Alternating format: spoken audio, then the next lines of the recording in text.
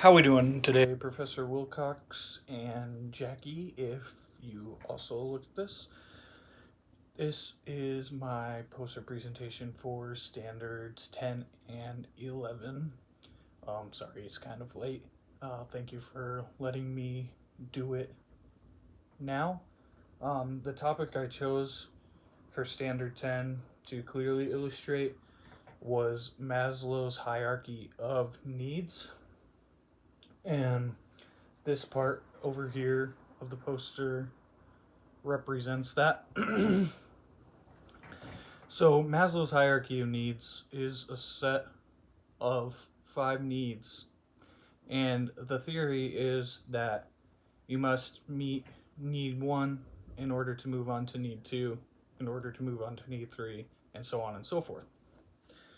So, the first need is our physiological needs, which has to do with like our shelter, our food, our water, the clothing on our back, anything that you can think of that is pretty much necessary to to your life, to live your everyday life. That is your physiological needs, and in order to or once you meet those physiological needs, you then move on to the safety needs.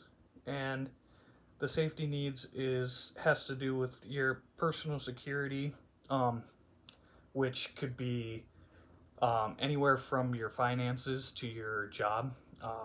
Safety could be having a job, your job, and being secure in that job, knowing that you can be there for a long time, knowing that you will continuously make money and have employment for keeping or taking care of yourself and providing for your family. After you meet those safety needs, you can move on to love and belonging, and that has to do with creating friendships and just loving your family and intimacy, um, and like your connections to other people. Um, but in order to love somebody and feel like you belong, you must meet these safety needs and feel safe within yourself and these physiological needs.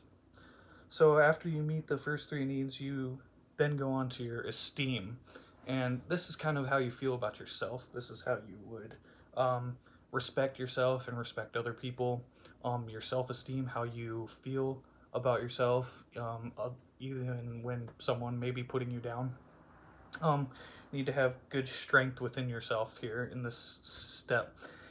Then, once you finish all four of these, you get to the self actualization stage, and that is the stage where you are at the tip top.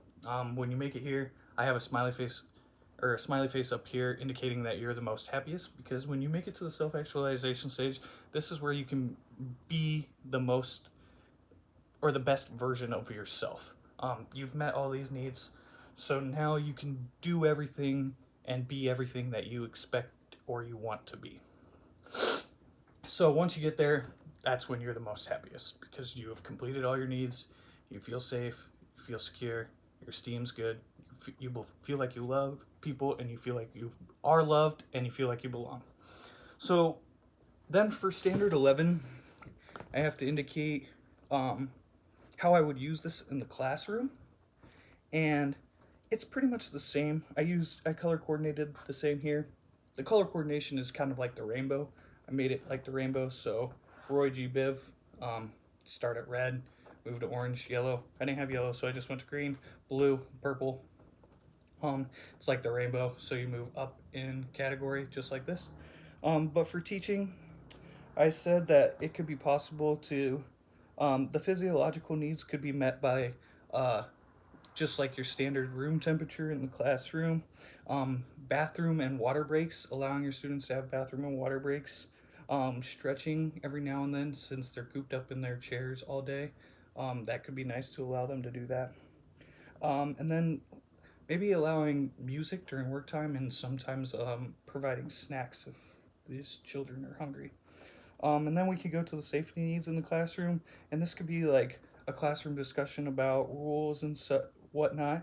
And then I think I would implement maybe an anonymous complaint Dropbox. So if students felt like they had something that was going wrong, they could write it down and put it in that Dropbox, and then we could address that as a class.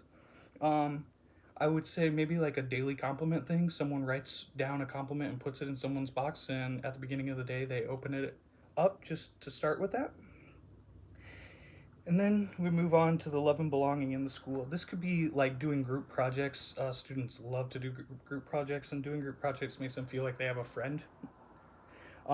This could also be like celebrations. So students do a good job, they could celebrate with like a party. And independent study time, allowing these students to work on their own or with a friend, just so they feel like they have that in the classroom. Then we can move on to the esteem, and this would make students feel like you want to make students feel good about themselves in the classroom and feel like they're doing good. So you could have an expert day where you give like a student a topic and they come up and present about it, and they are the expert on that topic for the day.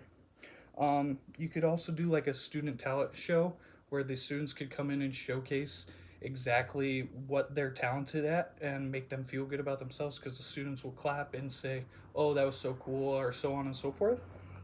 But after that, all in all, at the end of the day, for teaching, you want to get to that self actualization stage in teaching where the students can maybe, in my opinion, would give like a presentation or write down something in a journal, or this is where their critical thinking stage.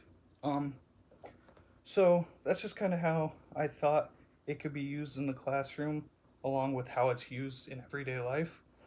So this is my presentation on Maslow's hierarchy of needs to meet standards 10 and 11. I hope you enjoy.